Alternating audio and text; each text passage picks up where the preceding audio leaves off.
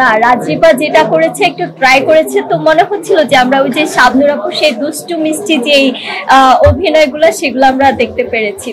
মানে আপনার ক্যারেক্টারটা শাবনূরের সাথে তুলনা করা হয়েছে, এই বিষয়ে যদি কিছু বলতেন। কথাটা শুনে ভালো লাগলো। দেখুন শাবনূর আপু she is a star, superstar. তো তার সাথে আসলে তুলনা করাটা আসলে আমি মনে করব যে আমি নিজেকে আমি তাকে ছোট করছি।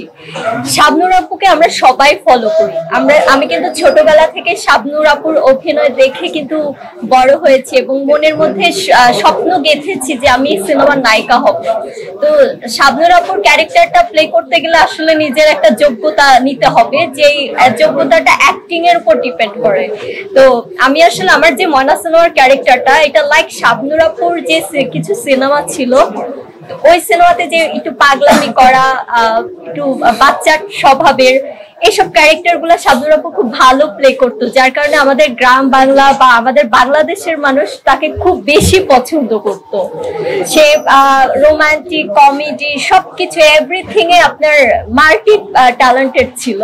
তো আমার ময়না সিনেমা আসলে ক্যারেক্টারটা ওইরকমই, একটু পাগলামি করা, দুষ্টুমি করা, রোমান্টিক, তারপর একটু স্যাডনেস, হ্যাপিনেস, সবকিছু, ফ্যামিলি ড্রামা। তো সেই একটা সিনেমার মধ্যে আমি আমার সব ধরনের অ্যাক্টিং আসলে প্লে করতে পেরেছি। তো যারা ময়না সিনেমা দেখেছেন তারা বলেছিল যে শাবনূর আপুর মতো তো কখনোই হওয়া সম্ভব না।